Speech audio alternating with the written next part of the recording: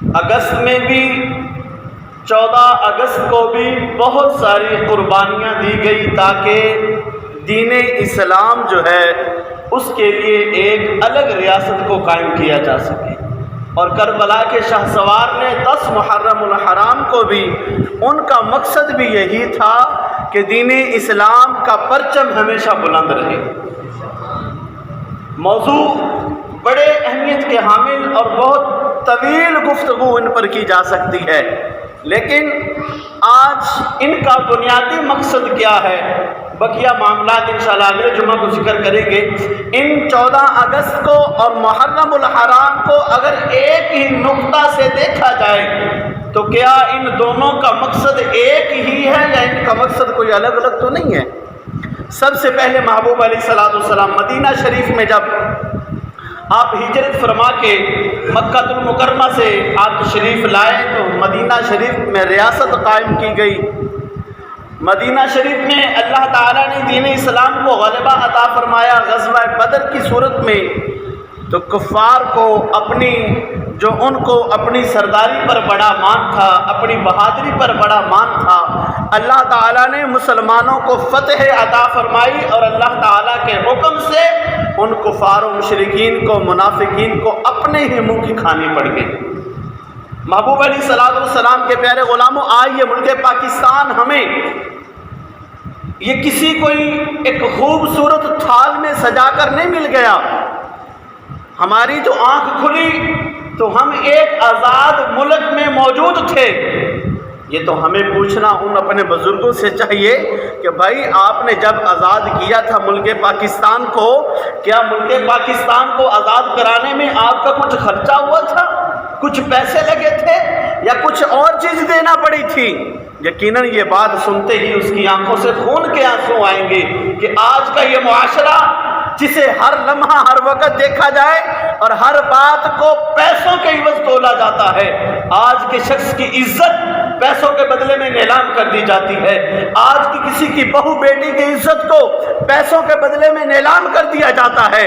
یقیناً وہ خون کے آنسو روتا ہوا یہی کہے گا، اے نوجوان تجھے کیا پتا کہ ملک پاکستان ہم نے کیسے آزاد کروایا تھا؟ اس ملک پاکستان کی بنیادوں میں ہزاروں لوگوں کا خون شامل ہے، اس ملک پاکستان کی بنیادوں میں ان ماں بہنوں ہزاروں کے وہ جسمانی اعضاء جو کاٹے گئے تھے ان کا خون اس کی بنیاد میں شامل ہے، اور آج تو کہتا ہے کہ کتنے میں تمہیں پاکستان ملا ہوگا۔ خوش قسمت ہیں ہم خوش قسمت ہیں کہ ہمارے آباء و اجداد نے، ہمارے اسلاف نے، ہمارے بزرگوں نے قربانیاں تو دی، لیکن آج ہم ایک آزاد ملک میں موجود ہیں۔ اور جب محبوب علیہ السلام کے پیارے پیارے نواسا سیدنا امام عالی مقام امام حسین رضی اللہ تعالی عنہ عراق سے مدینہ سے مکہ شریف میں، اور جب کربلا کی طرف جانے لگے تو آپ نے بھی ایک خطبہ دیا، آپ نے بھی لوگوں کو خطبہ دیا اور لوگوں کو بیان کیا کہ اہل کوفہ ہیں تو بڑے بے وفا، کیونکہ حضرت علی رضی اللہ تعالی عنہ کو بھی انہوں نے دھوکے سے شہید کیا۔ کوفی ان میں وفا نہیں ہے، بے وفا لوگ ہیں، لیکن پھر بھی انہوں نے 150 خط انہوں نے لکھے ہیں امام علی مقام امام حسین رضی اللہ تعالی عنہ کے لیے کہ آپ یہاں ہمارے پاس آ جائیں، ہم ایک ریاست قائم کرتے ہیں، دین اسلام کی بنیاد اس پر رکھتے ہیں، اور یہاں پہ جو یہود اور عیسائی ہیں وہ ہمیں تنگ کر رہے ہیں، ہمارے دین اسلام کو وہ نقصان پہنچا رہے ہیں، آپ یہاں آؤ، ہم آ کر آپ کے ہاتھ پر بیعت کریں گے، ہم بڑے لوگ ہیں، ہماری تعداد زیادہ ہے۔ امام علی مقام امام حسین رضی اللہ تعالی عنہ نے خطبہ ارشاد فرمایا کہ اے لوگوں یاد رکھو، کوئی ظالم حکمران دین اسلام کے خلاف کام کرتا ہے اور اللہ تعالیٰ کی حدود کو جو حلال ہیں ان کو حرام کرنے کا حکم دے، یا اس کی ریاست میں حرام ہو رہی ہو وہ خاموشی اختیار کرے، یا پھر وہ حکمران جو اللہ اور اس کے رسول صلی اللہ علیہ وسلم کے بتائے ہوئے طریقے ہیں اس پر عمل کرنے کا حکم نہ دے، یامرون بالمعروف وتامرون عن المنکر، اور اللہ تعالیٰ کا جو حکم ہے امر بالمعروف نہی عن المنکر کا جو حکم ہے اس پر عمل پیرا نہ ہو اور پھر اس کے خلاف کوئی لوگ آواز بھی نہ اٹھائیں تو یاد رکھیں کہ اس ظالم حکمران جیسے وہ لوگ بھی اسی طرح شامل ہو جائیں گے۔ آپ فرماتے ہیں کہ سن لو وہاں کا حکمران ظالم ہے اور میرا یہ حق پہلے بنتا ہے اور میرا حق یہ پہلے ہے کہ میں نواسہ رسول ہوں کہ میں وہاں جا کر دیکھوں کہ وہاں واقعی ہی لوگ ظلم کا شکار ہے، وہاں مظلومیت جو ہے وہ انسان کی بڑھتی چلی جا رہی ہے۔ اور اہل کوفہ نے یہ خط لکھے ہیں، حالانکہ ان سے وفا کی امید نہیں ہے، بس اسی نیت سے جا رہا ہوں کہ کل کو اللہ تعالیٰ کی پاک بارگاہ میں انہوں نے یہ شکایت لگا دی کہ یا بار الہ، رسول اللہ کی پاک بارگاہ میں انہوں نے یہ شکایت درج کر دی کہ یا رسول اللہ ہم نے آپ کے نواسے کو کہا تھا کہ ہمارے پاس آ جائیں، ہم دین اسلام کی ایک بنیاد رکھیں گے۔ محبوب علیہ السلام کے پیارے نواسہ یہ جان رہے ہیں، یہ نواسے ہیں، وہ جان رہے ہیں کہ وہ بے وفا ہیں، وفا نہیں کرنے والے، صرف اس نیت سے جا رہا ہوں کہ کل قیامت والے دن میرے نانا اور اللہ کی پاک بارگاہ میں وہ یہ شکایت نہ لگا دیں کہ یا بار الہ، ہم نے جو آپ کے محبوب علیہ السلام کے نواسے کو کہا تھا کہ ہمارے پاس آ جائیں، دین اسلام کا کام کریں۔ محبوب علیہ السلام کے پیارے غلاموں، جب یہ خطبہ دیا اور بڑے جلوی قسم کا یہ خطبہ جب کئی لوگوں نے سنا، اور اس کے بعد محبوب علیہ السلام کے نواسہ امام حسین رضی اللہ تعالی عنہ نے جب اس نیت سے کربلا کی طرف چلے ہیں تو جانے کا مقصد یہی تھا کہ اس زمین پر جائیں اور اس زمین کو اس نیت سے آزاد کروائیں کہ وہاں پر اللہ اور اس کے رسول کا حکم جاری کیا جائے، اس زمین پر بھی اللہ اور اس کے رسول کا حکم پہنچایا جائے۔ بنیادی مقصد کربلا والوں کا بھی یہی ہے۔ مدینہ سے جب چلتے ہیں، خطبہ ارشاد فرما رہے ہیں کربلا کی طرف جانے کے لیے، ان کا بنیادی مقصد بھی یہی ہے کہ جا کر اس زمین پر اللہ اور اس کے رسول صلی اللہ تعالی علیہ وسلم کا حکم نافذ کیا جائے۔ اب ہمارا 14 اگست اگر دیکھا جائے تو 14 اگست کے بانی، ملک پاکستان کے بانی قائد اعظم محمد علی جناح رحمۃ اللہ تعالی علیہ و دیگر علماء کرام اور دیگر وہ لوگ جنہوں کا خون اس ملک پاکستان کی بنیادوں میں شامل ہے، ان کا بھی مقصد یہی تھا کہ ایک ایسی ریاست قائم کی جائے جس پر ہم جا کر اللہ اور اس کے رسول کا نام لے سکیں۔ ان کا بھی مقصد یہی تھا۔ اب بات امید کرتا ہوں کہ سمجھ آئی۔ محبوب نے مدینے سے یہودیوں کو نکالا تاکہ اللہ اور اس کے رسول کا نام جو ہے وہ بلند کیا جائے۔ امام حسین چلے کربلا کی طرف، کربلا سے کوفہ کی طرف جانا تھا۔ جانے کا مقصد یہی تھا کہ اس زمین پر جا کر اللہ اور اس کے رسول کا جو قانون ہے اس کو نافذ کیا جا سکے۔ اور آج 14 اگست کو ملک پاکستان آزاد ہوتا ہے تو ان لوگوں نے جنہوں نے ملک پاکستان کو آزاد کروایا، ان کا بھی مقصد یہی ہے، مقصد ان کا بھی ایک ہی ہے کہ ایک ایسی ریاست ملے جس پر ہم قانون اسلامی جو ہے وہ نافذ کر سکیں۔ اور بنیادی مقصد یہی تھا۔ ملک پاکستان، اس کا مطلب کیا؟ لا الہ الا اللہ۔ یہی مشورہ اور یہی اس کی بنیادی چیز تھی جو ان لوگوں نے نعرہ لگایا۔ بنیاد یہی اس پر رکھی گئی کہ لا الہ الا اللہ، یہ اس ملک پاکستان بننے کی بنیاد ہے۔ قائد اعظم محمد علی جناح رحمۃ اللہ تعالی علیہ ایک جلسہ میں خطاب کر رہے ہیں تو کسی نے پوچھا کہ اے جناح، آپ جس ملک کا مطالبہ کر رہے ہیں، جس ریاست کی آپ مطالبہ کر رہے ہیں، جو آپ چاہتے ہیں کہ ایک ریاست قائم کی جائے، اس ریاست میں قانون کیسا ہوگا؟ اس ریاست میں قانون کون سا استعمال کیا جائے گا؟ تو آپ کے ہاتھ میں قرآن پاک موجود تھا۔ آپ نے قرآن پاک اٹھا کر دکھایا اور فرمایا کہ قانون ہم کوئی نیا نہیں بنائیں گے، قانون آج سے 1400 سال پہلے ہی بنایا جا چکا ہے، اور اسی قانون کی بنیاد پر ہی ایک خطہ، ایک ریاست ہم قائم کرنا چاہتے ہیں کہ اس ریاست میں اللہ اور اس کے رسول صلی اللہ تعالی علیہ وسلم کے نام کو ہمیشہ کے لیے بلند کیا جا سکے۔ قانون کوئی نیا نہیں تعمیر کیا جائے گا، کوئی قانون اپنے لیے یا اس مفاد کے لیے نہیں، بلکہ ہم اسی لیے یہ قانون کو بنا رہے ہیں۔ اور قانون ہمیشہ جو اللہ تعالیٰ نے پہلے ہی محبوب علیہ السلام پر 1400 سال پہلے نازل فرما دی ہے، اور اسی قانون کی بنیاد پر کون سی چیز ہے آج، کون سی ایسی شے ہے جس کا اندراج یا جس کا حل قرآن پاک میں موجود نہ ہو؟ اللہ تعالیٰ نے ہم انسانیوں کو بھیجا اور ہماری ہدایت کے لیے اللہ تعالیٰ نے کم و بیش 1,24,000 پیغمبر بھیجے، اور ہر پیغمبر کے پاس صحیفے کتب کچھ نازل ہوئی۔ ہمارے نبی علیہ الصلوۃ والسلام کے پاس اللہ پاک نے قرآن پاک بھیجا تاکہ اس میں بتائے گئے طور طریقوں کے مطابق ہم اپنی زندگیاں گزاریں۔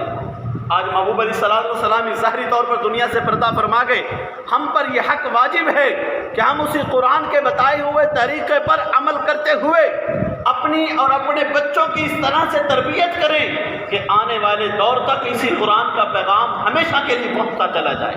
نعرہ تکبیر، نعرہ رسالت، نعرہ حیدری، اللہ محمد جاریات حاضر حضرت بکری۔ آنے والے انسانوں تک ہمیشہ کے لیے اسی قرآن کا پیغام پہنچتا رہے۔ 1946 میں 24 اکتوبر میں یہ بات ایک بنارس میں بہت بڑا پروگرام، بہت بڑی کانفرنس کی گئی، اور اس میں کتنے علماء کرام نے شرکت کی۔ 500 مشائخ اس کانفرنس میں شامل ہوئے، 7,000 علماء کرام اس کانفرنس میں شامل ہوئے، 2 لاکھ لوگ اس کانفرنس میں شامل ہوئے۔ یہ آج کے دور کی بات نہیں ہے، تب کی دور کی بات ہے جب یہ ہمارے پاس موبائل نہیں ہے۔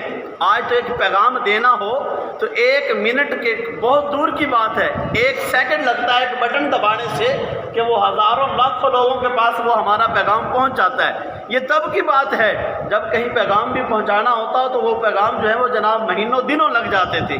یہ تب کی بات ہے۔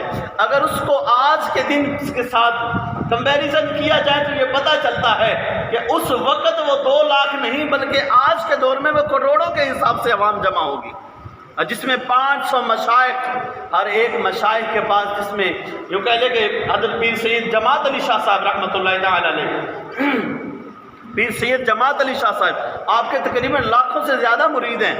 ہر 500 مشائخ شامل ہوئے اور ہر ایک مشائخ کا کم از کم 1 لاکھ مرید تھا، اور یہی پیر سید جماعت علی شاہ صاحب رحمۃ اللہ تعالی علیہ۔ آپ کے ساتھ یہ اہل دیوبند کے لوگ کچھ مناظرہ کے لیے آ گئے، تو وہ کافی سارے لوگ تھے۔ مناظرے کا اصول بھی ہے، کوئی 1 آدمی نہیں، کوئی 2 4 5 آدمی ہوتے ہیں، ساتھ میں کتب بھی ہوتی ہیں، اپنے کسی بھی بات پر مطالبہ کیا جائے۔ تو جب وہ لوگ آئے تو انہوں نے کہا کہ بھئی آپ اپنے لوگوں کو بھی بلائیں۔ پیر سید جماعت علی شاہ صاحب رحمۃ اللہ تعالی علیہ کو فرمایا، وہ کہنے لگے کہ آپ اپنے لوگوں کو بھی بلائیں تاکہ ہم مناظرے کی کارروائی کو شروع کیا جا سکے۔ تو آپ نے کتنا خوبصورت جواب دیا، آپ نے فرمایا کہ میری ماں نے میرا نام رکھا ہی پوری جماعت ہے، میں جماعت کے ساتھ نہیں، میں اکیلا ہی کافی ہوں، میں اکیلا ہی کافی ہوں۔ وہ پیر سید جماعت علی شاہ صاحب رحمۃ اللہ علیہ لاکھوں کی زیادہ ان کے مریدین ہیں، تو ہر ایک مشائخ کے ساتھ کتنے لوگ ہوں گے، لاکھوں کی بنیاد پر وہ مجمع وہاں پہ جمع ہوتا ہے 1946 24 اکتوبر میں، اور وہ وہاں پر جمع ہو کر سارے اس بات کا متفقہ فیصلہ کرتے ہیں کہ ہم نے ایک الگ ریاست کا ہم نے انتظام ضرور کرنا ہے۔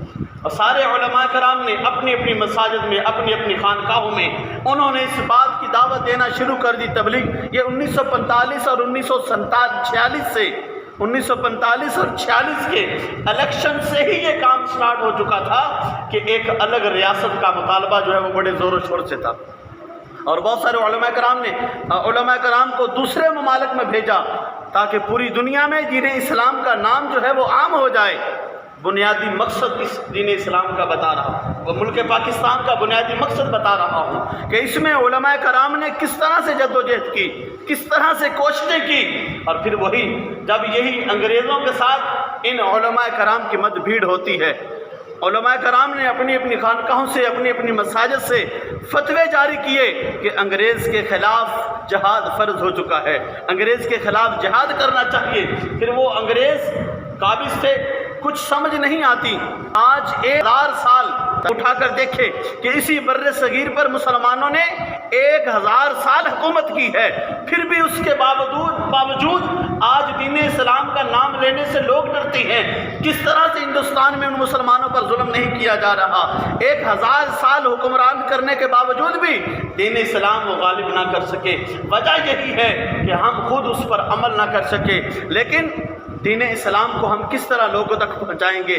اگر پچھلے ہمارے اسلاف کو دیکھا جائے، صحابہ کرام کو دیکھا جائے، خلفائے راشدین کو دیکھا جائے کہ چند سالوں میں انہوں نے کس طرح سے 22 لاکھ مربع میل تک دین اسلام کو پھیلا دیا، چند سالوں میں انہوں نے دین اسلام کو کس طرح سے پھیلا دیا۔ اور آج 1000 سال اس بر صغیر کے خطہ میں حکومت کرنے والے مسلمان دین اسلام کو ہمیشہ کے لیے قابض نہ کر سکے، لیکن پھر بھی اپنا اسلامی قانون نافذ کروانے کے لیے انہیں ایک الگ ریاست کا مطالبہ کرنا پڑا، ایک الگ ریاست کا انہیں پھر بھی مطالبہ کرنا پڑا۔ اور یہی مقصد 14 اگست والوں کا بھی ہے، یہی مقصد جنہوں نے ملک پاکستان بنایا، اور ملک پاکستان کی بنیادوں میں انہوں نے اپنے اور اپنے رشتہ داروں کا، اب دیکھیں پاکستان کا مطلب کیا؟ لا الہ الا اللہ۔ اب کس چیز کا مطلب کس چیز کا تھا؟ صرف لا الہ الا اللہ۔ لاکھوں لوگوں نے اپنے رشتہ دار چھوڑے، اپنی جائیداد چھوڑی، اپنی پکی پکائی فصلیں چھوڑی، اپنا سب کچھ چھوڑ چھا کر ایک چیز کی بنیاد پر بھاگتے ہوئے چلے آ رہی ہیں، اور ایک نظریہ ان کا یہی ہے کہ لا الہ الا اللہ، ہم الگ ریاست میں موجود ہوں گے اور ہم اس پر وہاں جا کر لا الہ الا اللہ کا نعرہ بلند کر سکیں گے۔ آج اگر کسی کو کہا جائے بھائی فلاں سٹی میں محفل کے لیے جانا ہے، فلاں شہر میں گاؤں میں مسجد کے لیے اعلان کر دیا جائے بھی محفل ہے تشریف لے آؤ، تو ہم اپنی نیند نہیں چھوڑ سکتے، ہم اپنے کام کاج نہیں چھوڑ سکتے۔ وہ لوگ تھے یار کہ لا الہ الا اللہ کی بنیاد کے لیے، صرف لا الہ الا اللہ کے لیے، دین حق کے لیے انہوں نے سارا کچھ چھوڑ دیا۔ تو پھر تو بات یہی ہے کہ انہوں نے ایسا کام کیا تو آج ہم ان کو بیٹھ کر یاد کر رہے ہیں، آج ہم ان کے چرچے بلند کر رہے ہیں۔ ہمیں کون یاد کرتا ہے؟ ہمیں تو اپنے دادا پردادا، ان کی قبریں، ان کے نام تک یاد نہیں رہتے ہیں، 2-3 پیڑھیوں کے بعد ہمیں کچھ یاد نہیں رہتا ہے۔ لیکن ہم ہیں کہ جناب جو پہلے ہزاروں سال گزر چکے ان کا نام ہمیں آج بھی یاد ہے۔ پھر یہ بات ماننا پڑے گی کہ انہوں نے دین کے ساتھ وفا کی ہے، دین نے ان کے ساتھ بے وفائی نہیں کی۔ تو آج اگر ہم بھی اس ملک پاکستان کو جنہوں نے آزاد کروایا اسلامی قانون نافذ کروانے کے لیے، اگر ہم اسی اسلامی قانون کو اس پر عمل پیرا ہونے کے لیے اپنی جدوجہد کریں گے تو پھر یہ دنیا کیا، کائنات کیا، آنے والے سارے لوگ پھر ہمیں بھی اسی طرح سے یاد کریں گے کہ دین اسلام کو اس وقت بڑی مشکل میں تھا، فلاں لوگوں نے آ کر قربانیاں دی اور دین اسلام آج ہم تک یہاں تک پہنچا ہے۔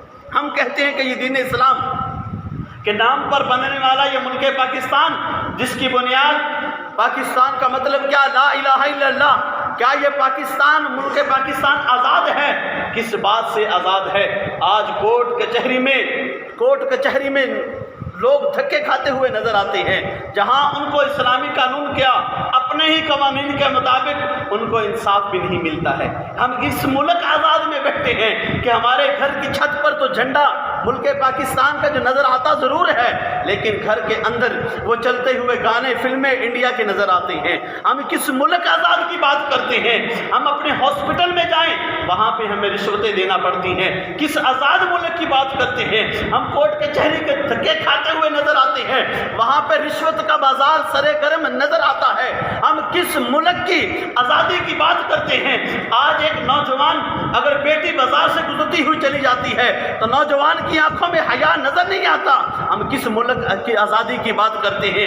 آج ایک گھر میں ٹیلی ویژن چل رہا ہے جہاں پہلے لوگوں کی بات کی جائے تو بیٹیاں اپنے بڑوں کو دیکھ کر سر جھکا لیا کرتی تھی، اپنے سروں پر دوپٹے اوڑھ لیا کرتی تھی۔ آج وہی بیٹی اپنے نوجوان بھائی کے ساتھ، اپنے باپ کے ساتھ بیٹھی گھر میں کمرے کے اندر بند وہ فلمیں دیکھ رہی ہے۔ آنکھوں میں حیا ختم ہو چکا ہے۔ کس آزادی کی ہم بات کر رہے ہیں؟ آج مساجد دیکھی جائیں وہاں اللہ کا ذکر کے بجائے وہاں پہ جناب کیا سے کیا نہیں ہو رہا ہے۔ ہم کس آزادی کی بات کرتے ہیں؟ آج ایک چند شخص مل کر اپنے دوسرے بھائی کے خلاف ایک زمین کے ٹکڑے کے عوض میں اس کو جان سے قتل کر دیتے ہیں۔ کس آزادی کی ہم بات کرتے ہیں؟ آج کسی گھر سے 10 سالہ بچی جو ہے چھوٹی وہ ہو جائے کہتے ہیں کہ وہ کسی سے بھاگ ہے۔